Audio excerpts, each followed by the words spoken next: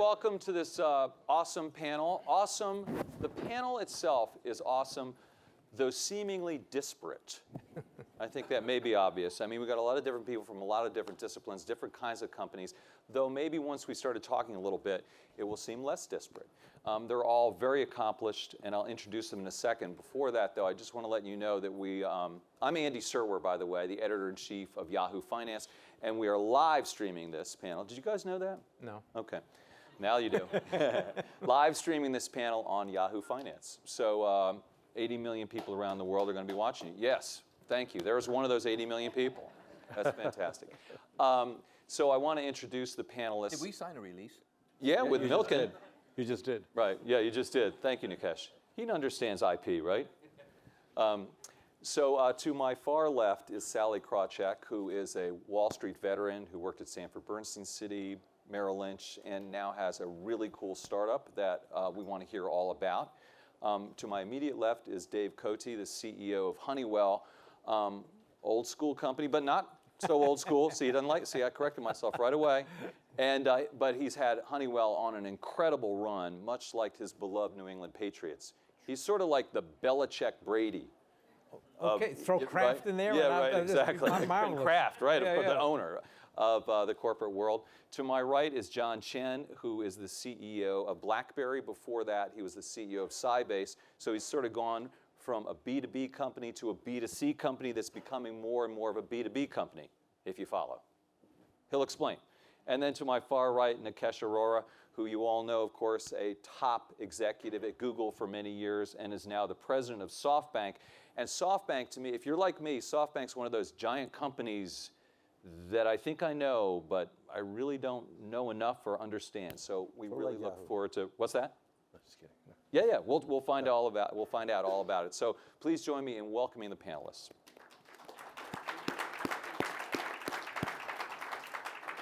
Okay, Sallie, I'm going to go back to you and start with you.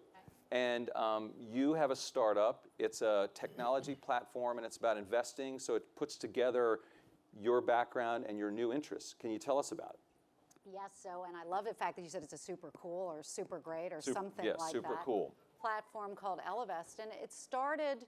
So I spent my career on Wall Street, the wealth management businesses, Merrill Lynch, Smith Barney. I had responsibility for them, and those businesses do a great job for men. The financial advisors at those firms are about 85% male. And as I left those firms and was transitioning into something new, and I'm a research analyst at heart, and I began to dig, we talk so much in this country about the gender pay gap, but we also have a gender investing gap. Men are more likely to invest and to invest more than women are. And for some women, the gender investing gap can cost them more than the gender pay gap, which is not what most of us think. And so I, being a big company gal, went back to some of the big companies and said, are you aware women have all this money? It's sitting in the bank. We have this gender investing gap. Let's go after it. And while not naming any names, some of what I heard was, well, don't their husbands manage their money for them?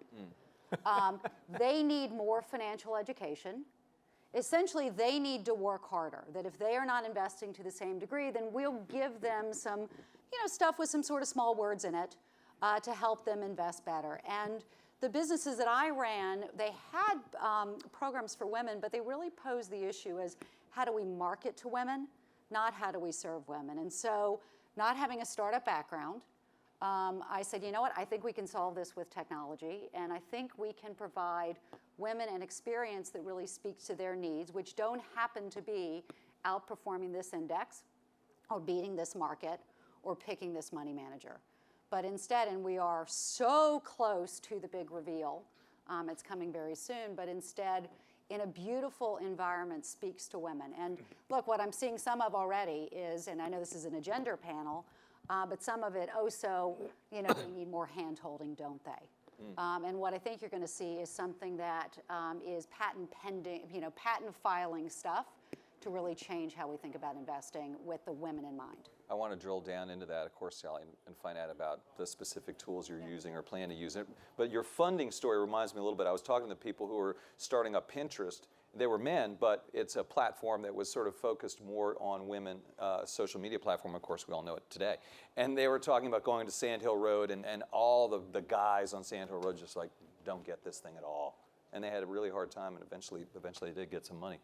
Nikesh, can you give us a SoftBank 101 and explain it? Because I think of any company here, it's the one where you really, to me, it's the most curious.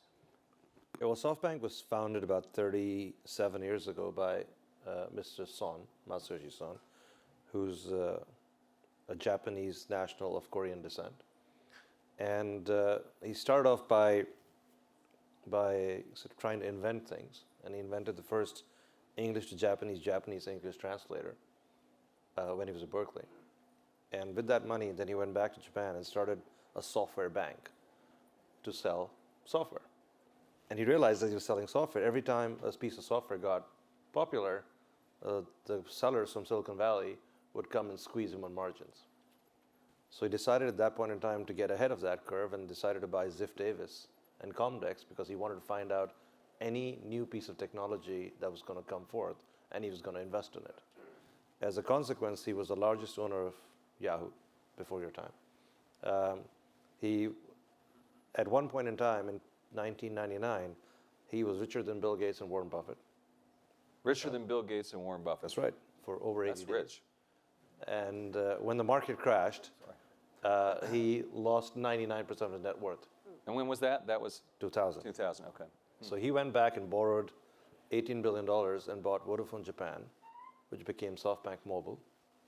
And that is now one of the best operators in the world with a 54% margin. He turned it around. And in that journey, he found this interesting Chinese English teacher who he funded for $200 million and owns 33% of Alibaba. Alibaba, right. Which now is worth about $70 billion. And we have a joint venture with your parent company, Yahoo, called Yahoo Japan, which is a $24 billion business, which he started with $5 million. Can't get away from Yahoo, it sounds. That's right.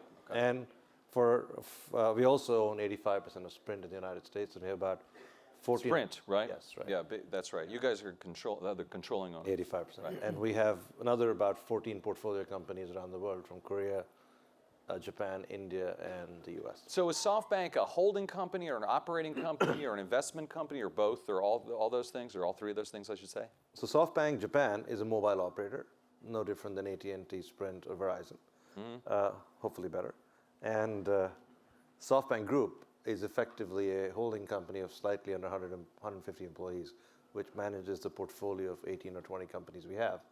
Our aspiration is, over the next 10 years, is to find smart entrepreneurs around the world and support them with tremendous amounts of long-term capital, because we believe most of the future disruption is going to come from outside current industries and current players. So we're large investors in fintech, we're large investors in e-commerce, we're large investors in ride-hailing businesses we think are going to be future logistics businesses. And we believe we're looking for opportunities in education and healthcare, because we think those are two very large markets that will get disrupted in the next few years. Excellent. So Dave, I didn't mean to be disparaging when I said you're old line, old school. You're old line, old school, and pushing all the boundaries and going out into the digital world. Internet of Things, I would imagine, has got to be a big part of your thinking going forward in just one part of your business. But just, can you give us sort of an overlay of digital technology in Honeywell? Sure. First of all, it might help to put Honeywell in perspective. We're about a $40 billion sales company. And you'd look at all our products and say, okay, we make jet engines, auxiliary power units for planes, cockpits, control systems for homes, for buildings, for factories, turbochargers, chemicals. We do process technologies for refineries. So you kind of think about all those businesses and say, all right, so if we took a look at engineering composition of a company like that, it's probably chemical engineers, mechanical, electrical. If you take a look at our 23,000 engineers, though, just about half of them are doing software, developing software. And this is a shift that we already had this going, but we accelerated this shift over the last 10 years, so that almost half of the people, half our engineers are developing software today. The world has changed significantly. And I always feel like we're going to have a significant advantage here because historically, if you take a look at, well, I should back up. The Industrial Revolution went on 150 years, roundabout, say, started the early 1800s and say go to 1960s, 70s, somewhere in there. Digital revolution began about 40 years ago, and if you just use the same kind of timeline, it says we're really just at the beginning of this. There's another 100 years left to go. And we think that's going to be really important for us at Honeywell because the experience up to this point has been digital to digital. And you think about your iPhone interacting with, or your BlackBerry, interacting with some other digital device. And now things are getting to the point where it's more of a digital to physical interface. And there's a lot of feeling sometimes that, okay, the Silicon Valley types are just going to obviate the need for industrial companies. But the way I like to try to describe it is if you want heat in your house, you're going to burn something. If you want to travel from one place to another, you're going to get on a plane and you're going to burn something. That's not going to change. That physical environment is still going to be very much a part of us.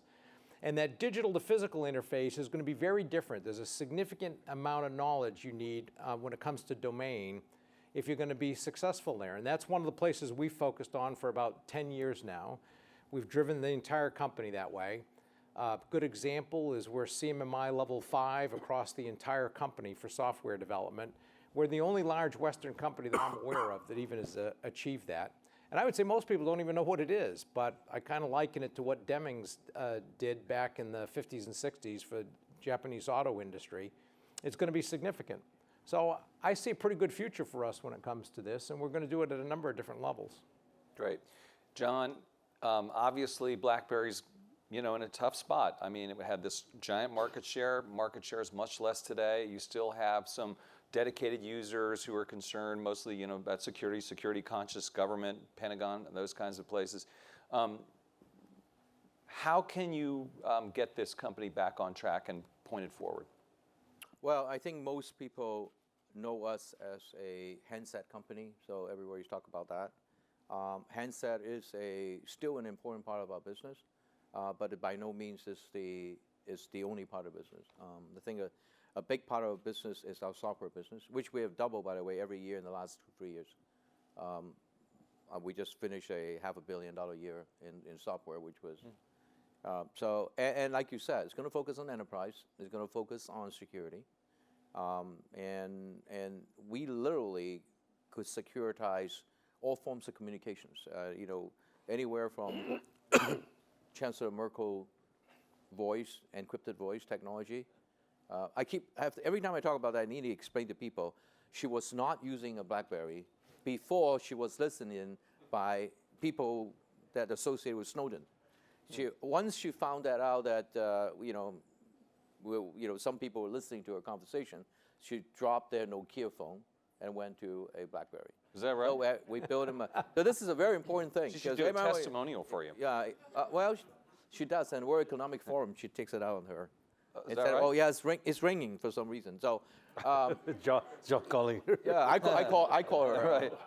Right. So She's on TV. Woo, let's call her. But we do a lot more there than that, and we're doing a lot deeper stuff.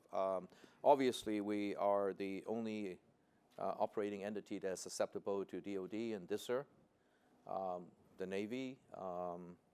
So there's a lot of server technology behind keeping everybody as safe as we possibly can, and as secure as possibly can. We secure file sharing even on open internet Wi-Fi in hotels. We do emergency broadcasting. Coast Guard uses it. DHS uses it. TSA uses it. So we're getting into, and then last but not least, we're in 60 million cars. I mean, we're in the cars that you're driving or you're about to drive, and because of a company that we own called QNX, and we design infotainment systems, advanced driver assist, and all that good stuff. So a car is now really a software platform, right. And we do a lot more of that. And so a lot of people doesn't know about the new BlackBerry, so to speak. And again, the device is still important, but the device is going to be very focused on the security side of the equation. The government, the financial, the medical world, and I believe that this is a market actually is coming to us instead of us chasing it. Though. But I have a thing about Sallie. I was thinking about when Sallie talked about investing, women investing, I realized that the reason why my wife is not investing, she'll never get my wife as a customer, because she wants a reason to continuously criticize me. Okay. I you don't must know be if doing the that's in her investing. business Yeah, plan. I'm the investor. Right. Yeah. I was thinking, John, actually, that cybersecurity and security, having a startup, a financial services website. Oh, that's so important. security is something that obviously you have to look at and consider, right? Oh, absolutely. I mean, so I wanted to ask you though, Sallie, and I want to ask everyone this question: how do you personally and professionally, and in terms of your companies and your personal life, keep up with technology? What do you look to? Who do you talk to? What are your sources of information, and how up to speed do you think you are? I mean, it's so overwhelming, right? It's constant. It's absolutely constant, and you're on all the time. I find I'm now working harder than I've ever worked in my whole life. And the good news is my kids went to college, so I've got I've been married to my husband for forever, so I don't do that whole criticizing thing, but I have heard all of his stories. Yeah. So it opens up a whole bunch of time. But Right. networks, they haven't changed a lot. They're the same stories. Right. But this is where one of my other passions is networks, and having strong and vibrant internal networks of your company, certainly, but external networks. Because what I found when I was within these big companies is you end up breathing the same air. And you really suffer from, in DC they call it the tyranny of the staff. And in business it can be the tyranny of middle management, where they can sort of bend the things you see, they can bend the analyses you see. I mean, I can't tell you how many analyses were presented to me and that I presented that said that the businesses I ran were gaining share. We were losing share, right? We were gaining share if you look at this one company versus the 4 or 5 others who did exactly what you do. And so you get in this tunnel and you breathe the same air. And so, really challenging yourself to know, where do we suck? Where are we really bad? And bringing in these vibrant external voices to debate things and to tell you where you're wrong is very hard to do, but enormously valuable. Dave, I was looking at your website and some slides, and I saw this one slide, and don't worry, I don't think it's proprietary. I'm looking. It was talked about advanced molecular modeling software driving accelerated molecule discovery and selection. Yes. And I'm just reading that to you. That was my idea. Oh, it probably was. But so just in terms of engineers and technologists coming in and showing you stuff that is, maybe they're trying to snow you, sort of to Sallie's point, how do you cut through and figure out what's important and learn, but also ask the right questions? Well, first of all, having the ability to do that goes beyond just technology, because Yeah, sure. you have to do it in everything, because if you have a job like this, in general, you're never going to know as much about any subject as anybody else. And there's several techniques that I've used that are really pretty simple, but it really helps. And I'm just constantly triangulating. And I'll talk to the IT guy and say, okay, well, what do you think about this? And then I'll talk to the business guy at the same time and say, well, what do you think about this? And you just kind of see, does everything seem to make sense? Does everything triangulate? Then I'll do the same thing when I go out into the field and I visit a lot of customers in our own operations and just ask them, what do they think about certain things and how's it working? Does this make sense? And it's kind of this constant triangulation that I have to do, not just on technology, but all kinds of subjects, because you just don't know. There's no way you can know all the stuff. Right.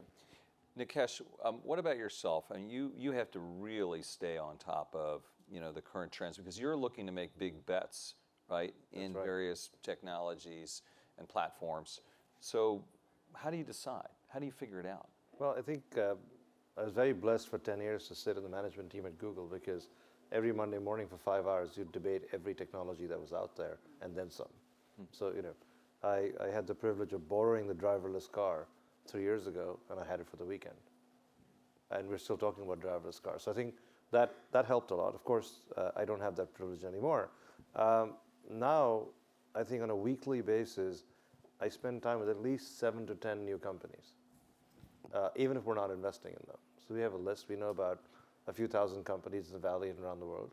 And we make it a point, there's about 10 or 12 of us. We go out there and we make sure we spend at least 15 to 20 hours a week meeting new companies, entrepreneurs, and sometimes multiple times. And there are companies which have actually invited us in to come talk to them, even though they're not fundraising, they're not looking for money, but they still want us to spend time because they want us to get to know them. So in the future, we may choose to work with them or invest in them. But if you find a Google, when Google went public, the value of Google's gone up over 10 times since it went public. So it's not necessary that you have to invest in the company in the early stage and be a venture capitalist. You can invest in them even when they go public. But for that, it's very important for us to get to know them. And just the act of spending 15, 20 hours with really, really smart people who are constantly trying to disrupt everything is amazing. And then, as David said, you start developing skills. You understand what part of what they're saying is going to work, what part of what they're saying is not going to work. But even then, we try not to second guess them, because the biggest mistake we can make is second guess a really smart person who's trying to break all the rules, because we somehow believe the rules can't be broken. And we turn around and look back, a bunch of people have broken a bunch of rules. So it's possible. So we try not to second guess them, but we spend a lot of time with a lot of companies. Even then, like, you'll still run into a situation where we invested recently in a liquid biopsy company. This is amazing guy from Stanford has designed a company where he can inject something exactly where you believe you have cancer, and he will extract the fluid out and test it. Now, that's not something you can sit there and say, I know everything about liquid biopsies and cancer. So at that point in time, you have to go start looking at experts and get a bunch of people who know more about that stuff and see there's more people in that space. So that becomes a little more involved analysis, but then we're actually investing. But if you're not investing still, just staying on top of trends, you can get a lot of that by meeting a lot of interesting people. John, what about you? And are you looking to acquire companies? I mean, are you looking to buy talent or technology by acquisitions? Yeah, we bought 6 companies last year. All ranging in security and all forms of communications, voice, text, files, messaging, and so forth. That teaches us a lot. I mean, obviously, and the due diligence of that process teaches a lot. I think when I go back to what David said, I think probably I was thinking about my answer. How would I keep up? I keep up by thinking about and talking to customers. Because, like Sallie said, sometime, I think she used the word breathe your own air. I think you drank your Kool-Aid so much that you think something is just knocked the socks out of everything. Nobody buys it. Because it's either not practical or it doesn't appeal, for whatever reason that might be. Too complicated could be a reason. And in my business in security, user interface and usability is a huge thing. I could lock you down and everything. It's highly secure, but you can't move. There's no freedom of movement, and you can't do anything, and that doesn't make any sense. All right, so where it makes sense to the customer, you talk to them, and in a world of security, it's about compromise. That sounds paradoxical, right? Oh God! I never want to compromise my security. I think you'd say that, right? Wouldn't you? It is. I mean, I'll trademark that, by the way. Okay. But it is about compromise, because customers want a certain environment. They want to secure. They actually like to be informed more than just locked down. And so there's a lot of. So you learn a lot by talking to them. Right. So Dave, we're talking about using all this technology at Honeywell. Is technology a point of differentiation or commoditization? Well, for us, it's an interesting question, I guess, because as I think about it, because it ends up being both. But if I could build a little bit on what John was saying, because we're kind of going through the same era that we did 20 years ago in terms of how people are thinking about things, Internet of Things in particular. And I see businesses doing the same sort of thing they did back then, and that was 20 years ago. It was, if you were a CEO, you knew you had to do internet. So you'd buy ping pong tables, hire a bunch of kids that would consider you a fool and say, go do internet. Right. And everything's going to be great. And you heard all the stuff about how, geez, here's how big, here's our idea, here's how big the market is. If the market's only 50% of that, we're going to make a fortune. Well, the crash came that we just talked about, and you found out the market was really like 0.1% of what you thought it was, and the idea made no sense. I see a bunch of that going on again today. And I strongly support John's point on you still have to ask the customer, does it make sense for them? And just because it's only going to cost them $1 a month, they still may not give you $1 a month. And if you go to a factory and say it's only $100 a month and look at everything we can do, they may not give you $100 a month. You still have to make sure the idea makes sense. And that's why I'll lean more towards saying, yeah, you've got to be able to have your basis in technology because everybody else is going to, but you're also going to have to differentiate just like you always did. And you've got to use technology to do that. And for us, a lot of that's going to come from software and the work that we do there. I know people have asked you about this a little bit, Dave, but I want to talk about your thermostats versus Nest, because it's an interesting case. You know, it's a consumer-facing business of yours, and you know, with great fanfare, Nest comes out, and it's a Silicon Valley darling, becomes part of Google. It's Tony Fadell is all over the place, and it's very cool. And you've had this business for a very, very long time, and people would say, "Oh, Nest is disrupting Honeywell." Yeah. And they've used technology. You can do it on your phone, and with Honeywell, it's you turn the thing. So how do you compete with that kind of a business, specifically with Nest, and sort of more generally too? Yeah, that was kind of a fun one because the way I've taken to describing it is it was emotionally disturbing and financially rewarding. Okay, elaborate. Well, what ended up happening was if you're Honeywell building a thermostat, nobody cares about thermostats. You're just the industrial dinosaur building a thermostat. And for example, everybody loved the iPhone being able to change your temperature when Nest came out with that. We actually had that as an app 2 years earlier. I was already using that in my house, and we already sold that. It was already there. But no newspaper writes about the $159 Honeywell thermostat that you can use on your iPhone. They don't care. All of a sudden, you have the ex-Apple guy who invents the iPhone thermostat, which, by the way, was more attractive. They definitely beat us on that one. And all of a sudden, everybody's writing about thermostats. So it used to irritate the hell out of me when I'd read this stuff.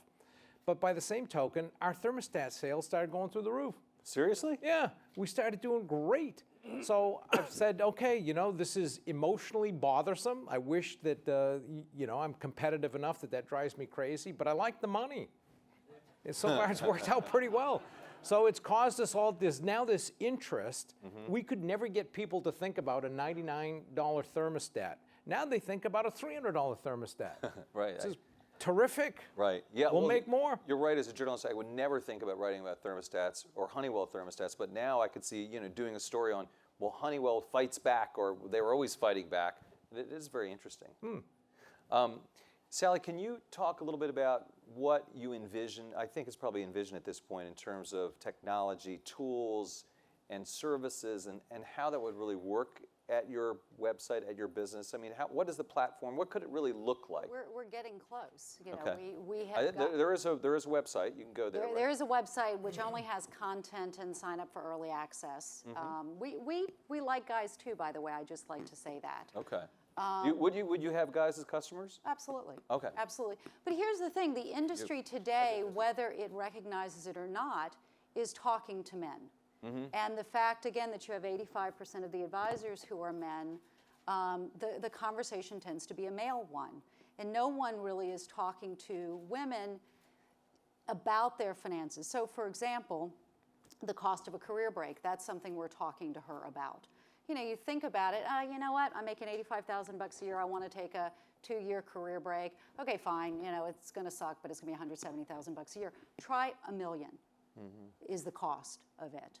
Right? Why? Because the research shows that when a woman comes back from a career break, she takes a double-digit salary cut, and so all of her raises over time come off of that lower salary. And so having those conversations, well, everybody knows about that gender pay gap. What happens if you close that gap? So some of it is content, but others is contextualizing this. To my mind, investing for individuals needs to change anyway.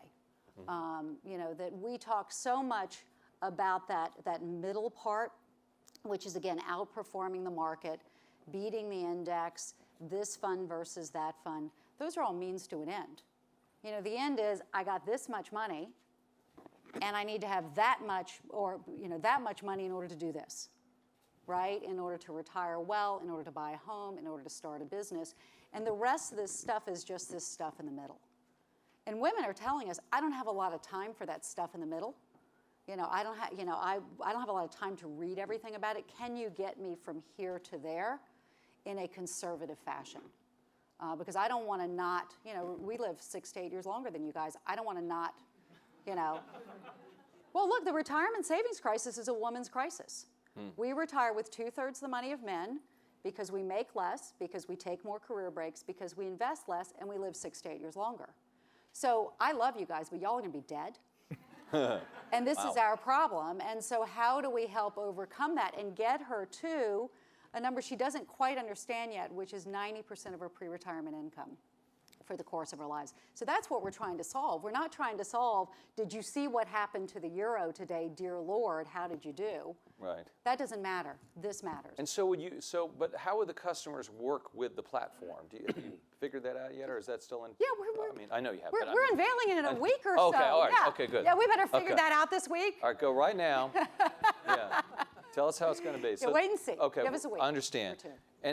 But and just to follow up a little bit on the financial services business, because there is more technology being brought to bear. I mean, you can just ETF and forget it. I mean, I guess you need to see a financial planner to figure out retirement and other stuff, right? But even that whole. But this is doable online. And look, we're going to have this great merging that will occur. I can't tell you how much ink is spilt in my old industry of traditional industry or fintech. And of course, the answer is these things are going to meld. The online experience is going to move from being in the robo-advisor space, hey, just pick an ETF portfolio, to something that, hint, hint, will provide someone with a full financial plan and fund that plan to get her to her goals, okay? Right. It's going to move to there. And then on the other side, for the traditional business, I mean, come on, guys. Do we really think every last financial advisor out there is the right person to be choosing the asset allocation, picking the stocks, and so on? We know technology can do this better. Right. And so technology will begin to take up some of that space. There'll be a human interface or a more human-like interface. These things are going to merge. There really is a revolution in your business. I mean, the whole, all of the Robin Hoods and the robo-advisors versus those old brokers, a couple of them you work for. I mean, and you're right. It's all going to converge. It's not unlike media. There's the New York Times and there's Politico, and we'll see who survives in 10 and 20 years. The wonderful thing is it's great for the consumer. That's right. the part that we sometimes if you can lose figure sight it out. If you can figure it out, I mean, give that's them the the correct challenge, right? financial plan and take the pricing down. Yeah. To a great degree, all of this accrues to their benefit. But you're still going to make money, right, Dave? Actually, I just found myself thinking that you've probably found a pretty good niche, because if an industry is advertising to men, most of us aren't listening. So, I would actually say women Right. are more than a niche, Yeah. because they are half the population. Oh, gotcha there. Oh, that's all right. Yeah. So we know they're not a niche and they live longer. That is correct. Two things we learned. And they have. and you're going to be dead. And they, John, there's And an you won't be there to anti-Asian see it. battle going on. Right? Yeah, that's right. and they control for the $5 trillion anti-Asians. investable assets. I mean, again, All right, this so is you got where this giant opportunity. this is where Okay. who we are affects what we see. I mean, You learn faster than I do. I guess, yeah, I see. Right.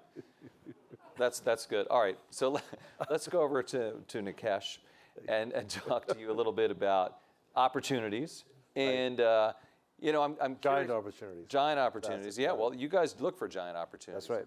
I'm curious about two things. Well, let's just stay with that. What are the have you narrowed it down? I think you pointed to some things, some areas of interest.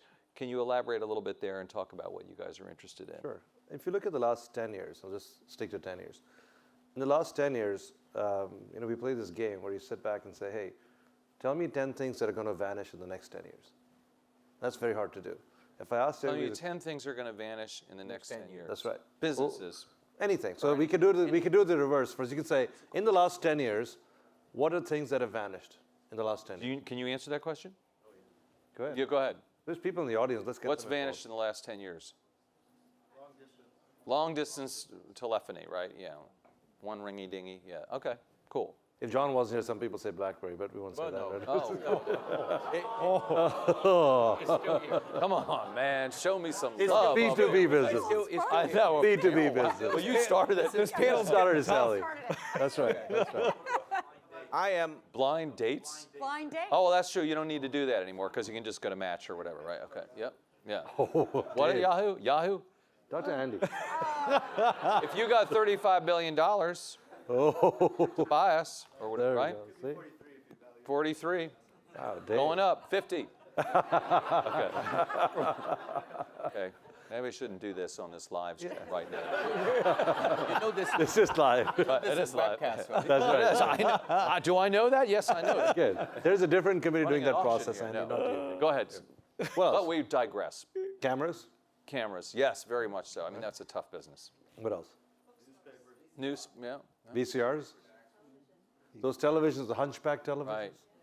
The Yeah, other ones? those what do you call those CRT. clocks that you put by your bedside table? Alarm They're clock. just clocks generally. Alarm clock. But no, they were like those radio clocks. alarm. Yeah, you know those. Except in things. the hotel. Great. Right. Now, Yes. now tell me what's going to go in the next 10 years. Okay, tell us. That's what we really want to know. Do you have some I'm ideas? asking people, what do you think is going to go in the next 10 years? Cars, Cars with drivers. Okay, that's interesting. What else? a Retail. lot of retail stores. A lot That's of probably retail good. stores. That's probably right. Cash. Cash, a lot of cash. Credit cards. Credit cards.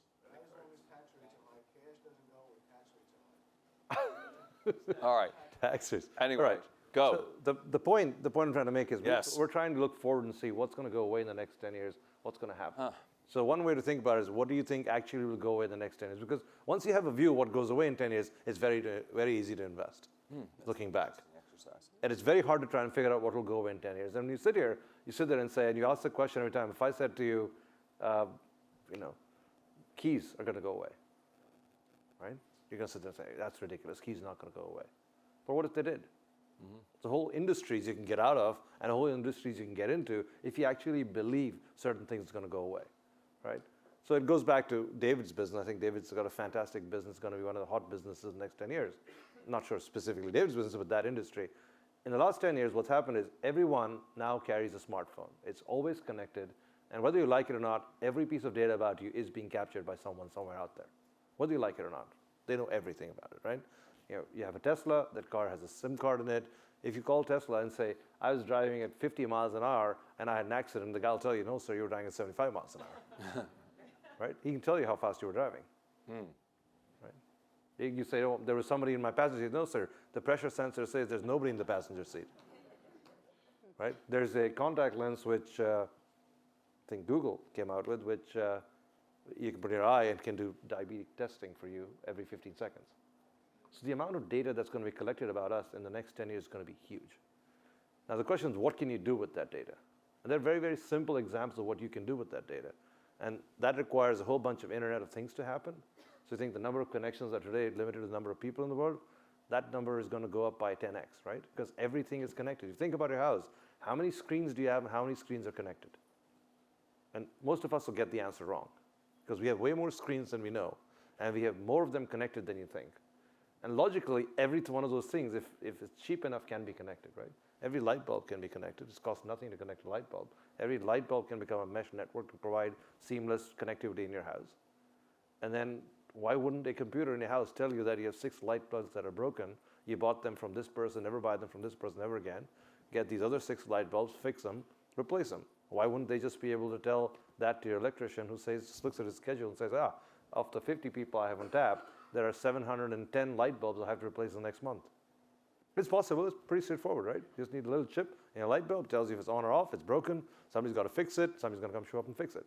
That's just sticking a sensor in a light bulb, right? Stick a sensor in your door. Stick a sensor in your key. Why do I need to walk around looking for keys? I can open any door, any lock anywhere in the world from my phone. I can start my car from here, right? So saying the Internet of Things is going to be huge, and when that happens, the amount of data that will get collected is going to cause us to be able to do a phenomenally different number of things. So I can go on, but I'll stop. That's a lot of ideas, and you could see, all kinds of companies being built around all those ideas. The key app, and an app for the light bulbs, and the. But do you think it could lead to one big company like the next Google that somehow harnesses all of that data? Do you envision it that way, or myriad businesses? I think the only way for it to succeed would be to have a bunch of platforms, a bunch of open protocols that allows existing businesses to innovate. I think everything that David produces will eventually have a sensor. We'll be collecting data. David will know everything about everything that he sells. How do you? So you're saying I you do agree with that, now? by the way, because I don't see how any one company with the amount of data and the amount of economic activity that exists out there, I just don't know how a monolithic business could do that. I just don't see it. They won't have the expertise. So You still need to make the hardware. Too much, yeah. Are you trying to figure it out? Obviously, you are trying to figure out how to harness all that data and use it. Actually, we gather a huge amount of data to the point Nikesh was making. We have sensors on everything. Yeah. So if you have a process control for a refinery, you're putting sensors everywhere. And one of the things we're going to see is more intelligence moving to edge devices, maybe less of a need for controls if the latency problem ever gets. If that's one of the things you make go away, that would be 5G will make incredible. latency go away. I mean, think about this. The electric company would send a guy to draw your house to read the meter. The guy would show up and he'd open the keys and he'd go read the meter and go back. Or they'd drive a truck with Bluetooth and collect the data. You put a SIM card in there, it costs 5 cents to stick a SIM card There's in an there. incredible number of sensors on a jet engine, on an auxiliary power unit. We're constantly collecting data. Same thing in our factories. If you take a look at a cell that's operating, there's a huge amount of data being collected from that cell that ends up being acted upon, and that's just going to continue to grow. Now, the difficulty is sometimes, I know there's this love for data, and I oftentimes say there's a bunch of people who just collect data saying it's going to be valuable. I think they're going to find that they really just got a pile of dirt sometimes because they really haven't put enough thought into what kind of data, what am I looking for? What's the ROI also? Well, what am I looking for right. here? And to John's point, you still need a business model of some kind that says, okay, I'll at least take a segment and start searching and see if there's an algorithm I can develop. But if you're just accumulating data because someday it's going to be valuable, I think you're going to be like one of those guys who just like accumulates balls or kids' toys or something. You're going to have a bunch of this stuff, and it's not going to be anything. Right, right. John, you're on the board of Wells Fargo and Disney, and I want to ask you, I mean, obviously without going into specific board business at those two companies, but what are the conversations like about technology at those two large organizations? And I'm sure they look to your expertise. Well, like you said, it's inappropriate for me to comment on board businesses, but in general, I can't whisper. We're on webcast. Yeah, right. No. In general, you know, every business, it's fine that technology is basic building block of anything. When you guys are talking about data, I was thinking about, you know, it's going to be a huge industry build up for people that not only protect your data or analyze your data, but to make sure that it doesn't change. Because the number one problem with hacking today is not about people reading your data. It's about people coming in and changing your data. And so, you know, that will basically destroy a very basic building block of business called trust. So all the businesses that I've been involved with, it's really all doing risk management. Technology basically directly, you know, affecting all risk management. So company boards, I'm sure every single board, you know, the high order bid is on risk management. And the biggest tools about addressing risk management is technology.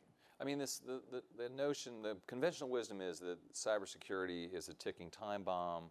Things are going to get worse. Some cataclysmic event is going to happen either to a company that's very core to our economy or the government. I mean, is that just inevitable? Yes, it is. Oh. This is, you know, when you have, you know, when you guys talking about the huge opportunity of IoT, which is exactly correct. But you got to realize that when you have IoT that comes from any kind of source of data, you will have to open up your portal. I mean, it's just not an if or, you know, it's going to happen. And so the attack will be there. It's like catching cold. You're gonna catch cold one of these days. I mean, you could take vitamins and all that good stuff, but you could catch cold. But the question is, what happened? What causes your assurance of your recovery? And I think every business needs to answer that question. How do you recover from the cold? Right, okay. Sallie, I want to talk about maybe people's personal brand a little bit and your use of LinkedIn and discovering LinkedIn as sort of a place to spread your wings a little bit and get yourself out there and give opinions. And how have you used that to great effect? I know the people at LinkedIn were very happy with what you've done there. And receive opinions. I mean, Right. there's an ability today to engage with individuals online that simply didn't exist before.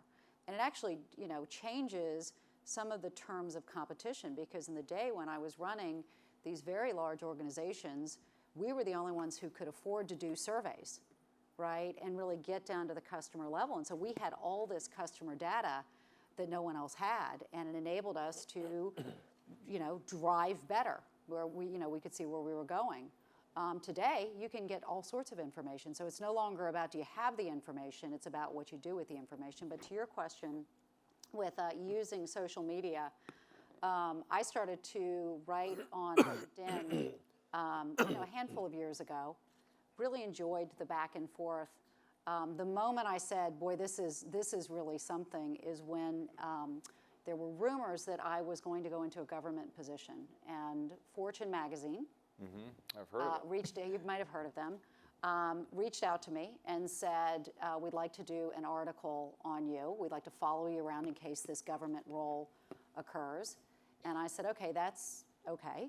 How many people would such an article reach? And they said, probably 15,000 on our website is a good number for people to read it. I said, okay, that sounds good.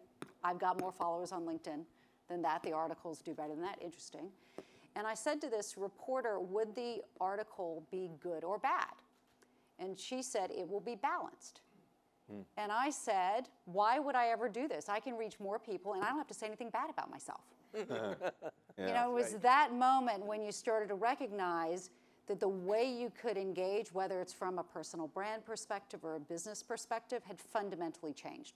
That you could have your own message and control your own message and engage in a way that you didn't need a third party to be there as a lens. Disintermediation.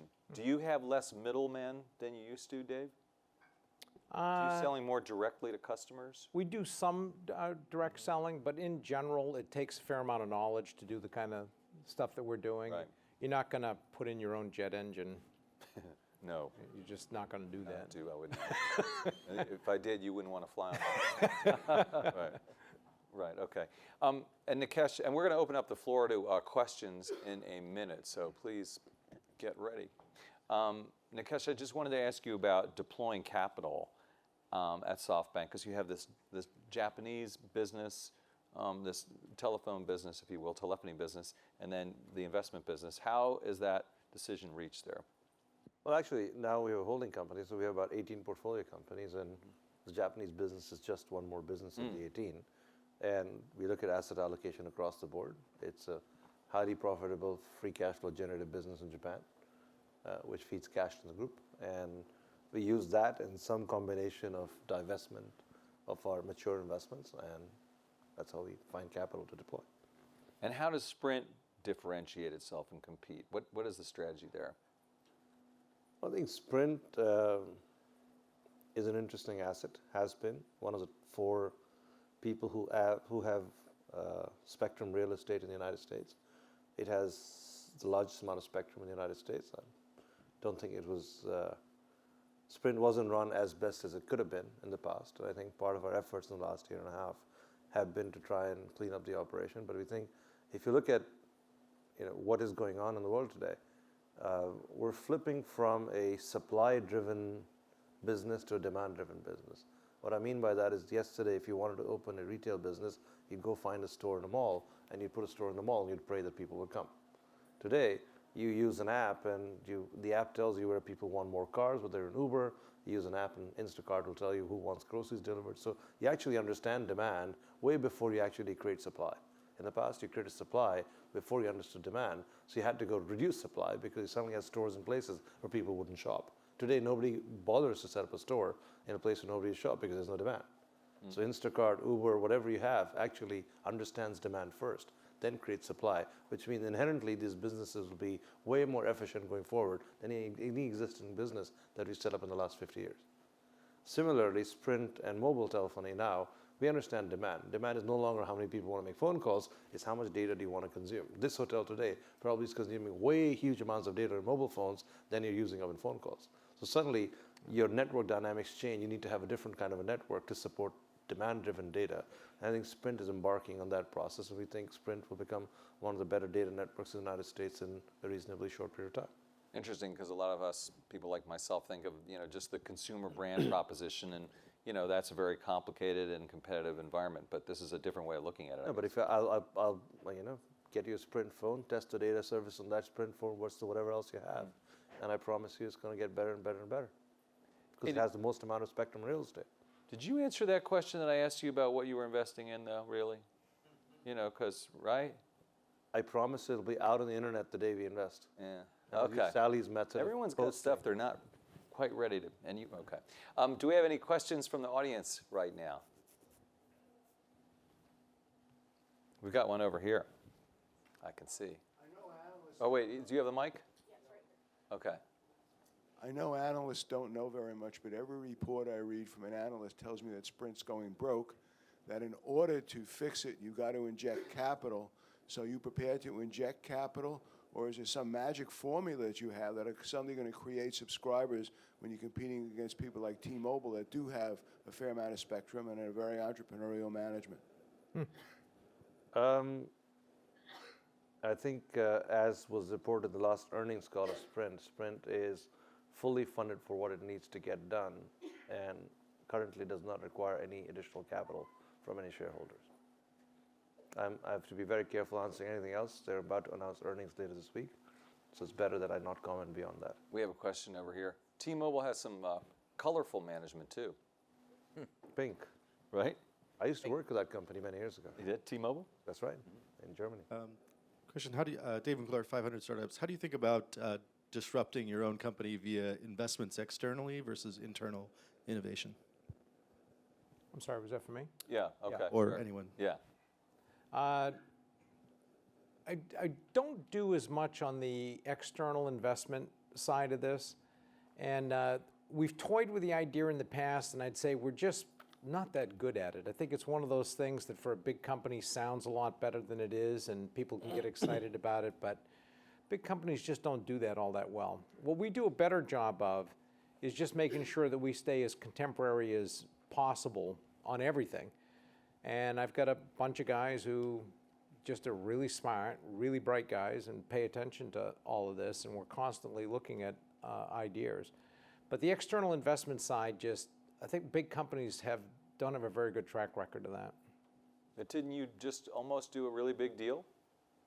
Or Yes, did you? yeah. Right, Yeah, but that was not a small external. okay, so that was a big technology, external, yeah. right, that was That would have been a big company investment, called yeah. United Technologies, right, okay, They go could ahead. have just said no, but Okay, all right. But I would add that I think companies need to be very honest with themselves about what they are good at. Yeah. Because just because I've worked at companies that, okay, now that we've finished this regulatory issue, let's go innovate. It's not that easy. And you have to have a culture of innovation, a process of innovation. You have to recognize the cost of innovation. Eating away at an existing business, which can generate tens or hundreds of millions or billions of dollars of earnings, to innovate through them, which is not guaranteed to be successful, takes a certain kind of fortitude, a certain kind of communication with the shareholders as well. And so in financial services, a lot of things conspire against it, right? The quarterly earnings cycle, shareholders who tend to be more short-term in nature and are becoming that way increasingly, the regulators, the talent who's there. Do you have the right tech talent in place? Do you have the right people who can see through the next level? And so I think a company needs to be very clear with itself of what they are good at and aren't good at, and leave aside the stuff they don't do very well. I want to echo what Sallie said. I think part of our view is that 75% of the companies which try and innovate internally are going to fail. 75% again, Nikesh? Of companies that try and innovate internally are going to fail. They're not going to disrupt themselves. Because to Sallie's point, there's so many processes that work against you in the company. And not just that, typically innovating that requires you to put the entire business at risk. And that's very hard to do. It's very easy for somebody to start from the outside, start from scratch with zero revenue, and say, I'm happy with 50% of your company's revenue. It's very hard for management to sit there and say, we're going to get cannibalized. Let's target 50% revenue with a more efficient cost structure. If it works. If it works, right. So you try and keep the competitive advantage, the legacy, the market dominance as long as you can. I think we have a question here. Serena Rosso from Australia. I'm involved in education, higher education, vocational education, and jobs. We have 60,000 job seekers looking for jobs. We employ 1,200 staff. Nikesh and the panel. In the educational space, we're doing a lot of online learning. You know, you say within the next 10 years, I was going to put my hand up, is education in its traditional, even online space going to be shifted? And where do those jobs go? And what about these job seekers who are really looking for new jobs? You know, what advice can you give me as a business leader in Australia? Thank you. I think the education space is spectacularly broken. Not just in a small way, it's broken spectacularly. It's broken from the time the kid comes out of the womb. Because we put them into these very boxed 12-year cycles and saying every kid will have to learn at the same pace and they'll have to learn the same thing. It doesn't matter how good you're at something, and if you get an average grade across these 5 things, you can move to the next grade. So you don't know at the end of 12 years that your kid has this big gap in a particular area, and that gap continues to expand over the 12 years because they got 65% of everything else.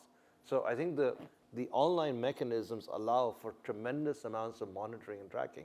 Everything you're going to learn is going to be in a computer. The computer will be able to tell that this kid does not understand differential calculus. This kid is very smart in everything else. So this kid needs an extra dose of differential calculus. This kid learns 3 times as fast compared to this kid.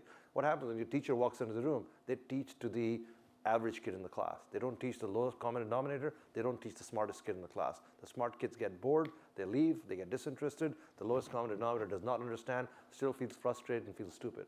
So that whole thing is going to be reshaped and changed. Now, we don't have enough time to discuss education in this panel, but to your point about vocational training and online courses, I think for that you need a tremendous amounts of corporate vocational alliances, because corporations need those skills, and those skills are not being taught in universities. So a lot of stuff, I think if you walk around this entire conference, they'll tell you there's a whole bunch of programming skills, computer science skills, which are not available out there in the industry. And you just don't need computer scientists. You need industrial engineers who understand computer science so that they can collect the right data and analyze the right data. You need data science skills, which don't need to be a data scientist to understand them. You need to be a mechanical engineer to be able to understand data science skills. So there's a whole bunch of vocational training that is needed in conjunction with your underlying education to be effective and useful for companies.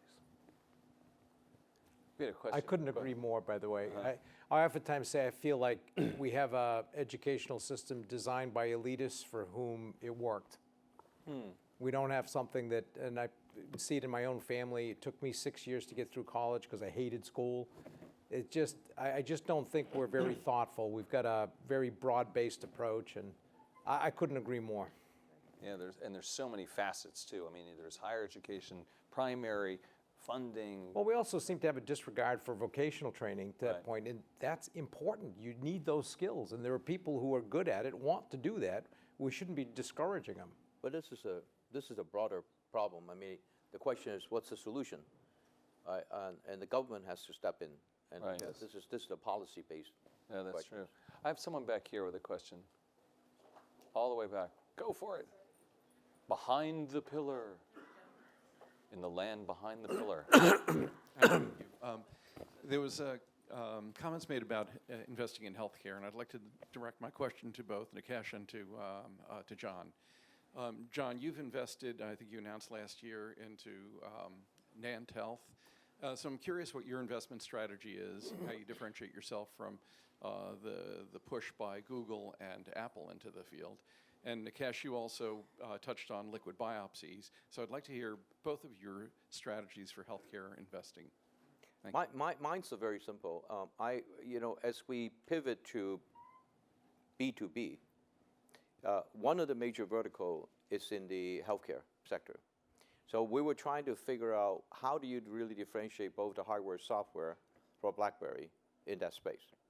And so we find somebody who has a dream, and I don't even know whether the dream's going to completely realize, but oncology, immunotherapy is a huge space. And we find ourselves being able to create a specialized secure browser for that applications, and also create a backend to protect the data transferring, and eventually we'll make it all HIPAA compliant. And that's where the investment comes from, to assure the fact that we have the apps. We're a little short on time, Nikesh, so. Right. So I summarize if you can. just to simplify and break down the problem, you have diagnostics, you have care, and you have breakthrough. If you look at the breakthrough problem, I just heard in a different panel, $215 billion spent on Alzheimer's care, $1 billion spent in research. $2 billion spent on cancer research, $100 billion spent on cancer care. So clearly the amount of investment going in to solve the problem is 1/50th or 100th of the amount of money going in to take care of the problem. So that's the problem we need to solve. The second challenge is on the diagnostic side, and we go back to healthcare and data. Today, if I don't even have track of every blood test I took in my entire life, if I had that, and if you just took the aggregated blood tests of everybody in this room and you had access to the data, doctors will be able to tell us a lot more differently about what's going on with all of us than they can today. So they have no access to data. It's like every time you walk into a doctor, you're a new patient and you have a new problem. And this stuff should be very simple to sort with AI. And now that we're carrying smartphones, we're carrying all these sensors, eventually the next generation will have the benefit. The doctors will know everything about them. The computer will be able to tell them as you walk in saying, you have a common cold, go back home, don't worry about it. Don't waste your doctor's time. But All right, we have to wrap. Accomplished, articulate, smart, see, not so disparate, right? And a lot of fun. Anyway, please join me in thanking Nikesh, John, Dave, and Sallie. Thank you, guys.